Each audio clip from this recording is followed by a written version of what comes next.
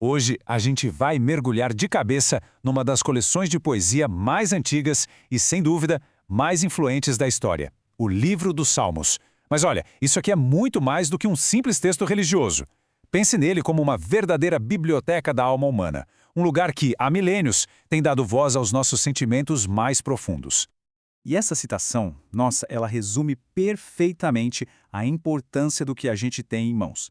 Não se trata só de um livro de orações, sabe? É uma obra-prima da literatura que atravessou culturas, religiões e moldou o jeito de pensar e de expressar a fé por séculos. Vamos entender direitinho o porquê disso. O que é que torna os salmos tão universais, tão atemporais? A resposta está no fato de que essa coleção de 150 poemas, que a gente também chama de saltério, consegue capturar absolutamente todas as facetas da experiência humana. É como se fosse um espelho das nossas emoções. E aqui a gente vê o tamanho dessa variedade. Tem um salmo para os momentos de pura alegria, de vitória, sabe? E tem outro para o choro, para a derrota. Existe uma voz para angústia, para frustração, mas também para confiança inabalável, para gratidão e para o louvor. É essa honestidade toda, essa crueza emocional que faz com que, milhares de anos depois, essas palavras ainda batam tão forte na gente. Mas espera aí. Como é que esses poemas conseguem ter tanto impacto sem as rimas que a gente está acostumado a ouvir na poesia, né? O segredo está na estrutura deles. A poesia hebraica não se baseia num ritmo de sílabas ou de sons, mas sim num ritmo de ideias. E a principal ferramenta para criar esse ritmo é uma coisa chamada paralelismo. A ideia, na verdade, é bem direta. O poeta expressa um pensamento na primeira linha, e logo em seguida ele reforça esse pensamento na linha seguinte. Ele pode fazer isso repetindo a ideia com outras palavras, contrastando com uma ideia oposta ou simplesmente expandindo o que foi dito. É uma técnica que força a gente a parar, a pensar e que aprofunda muito o significado. E olha só que legal como isso funciona na prática. No paralelismo sinonímico, a segunda linha é um eco da primeira. Louvai ao Senhor todos os gentios e louvai-o todos os povos são, no fundo, duas formas de dizer a mesma coisa, o que reforça essa chamada universal. Já no antitético, a segunda linha cria um contraste bem forte. O caminho dos justos é aprovado por Deus, mas o caminho dos ímpios, esse leva à ruína. Esse contraste deixa a escolha e suas consequências muito, muito claras. Então, já que os salmos cobrem um leque tão grande de emoções e usam essa estrutura poética tão única, é natural que eles também falem sobre uma variedade enorme de temas. A gente pode até organizar os 150 poemas em algumas categorias principais, o que ajuda a gente a entender o propósito de cada um.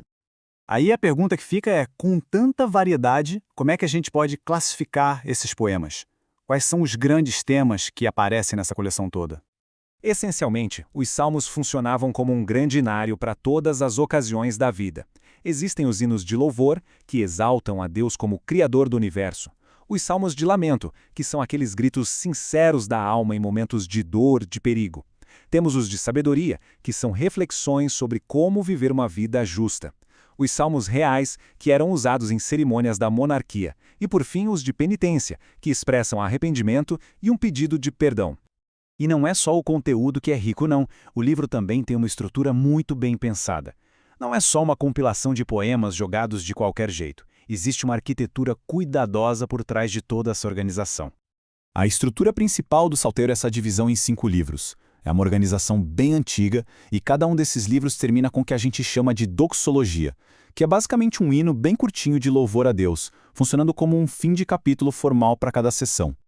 Então, aqui está o mapa da coleção. Os 150 salmos são divididos nesses 5 livros, e o Salmo 150 serve como a grande conclusão de toda a obra. E tem uma teoria bem interessante que diz que essa divisão em 5 partes foi feita de propósito para espelhar os 5 livros do Pentateuco, a Torá. E o que isso sugere? Que o Saltério foi pensado não apenas como um livro de canções, mas como uma espécie de nova Torá, um manual para ensinar o povo a orar e a viver em resposta à lei de Deus. E quando a gente junta tudo isso, a profundidade emocional, a genialidade poética, a estrutura cuidadosa, a gente começa a entender por que o livro dos Salmos deixou uma marca tão forte e duradoura na história. O impacto dele vai muito além da literatura antiga. Martinho Lutero capturou essa ideia de um jeito perfeito. Quando ele chamou o Saltério de a Bíblia em miniatura, ele reconheceu que os Salmos contêm, de alguma forma, a essência de toda a narrativa bíblica. essa relação complexa entre a humanidade e o divino, com todas as suas dores, alegrias e contradições. E esse legado é super concreto, sabe? É o livro do Antigo Testamento mais citado no Novo Testamento. O próprio Jesus usou as palavras dos Salmos, inclusive num dos momentos mais dramáticos da sua vida, na cruz. A igreja primitiva cantava esses poemas, e até hoje eles são a base de inúmeros hinos e orações. Eles têm sido, ao longo da história, um verdadeiro manual para instrução, para aconselhamento e, acima de tudo, um canal de comunicação com o sagrado. E assim a gente termina essa breve análise, mas a verdade é que a exploração dos Salmos é uma jornada sem fim. Eles nos lembram que cada sentimento humano, da euforia mais alta à tristeza mais profunda, tem um lugar e tem uma voz. A pergunta que fica no ar é, com uma canção para cada momento da vida, qual delas será que ecoa mais forte através do tempo?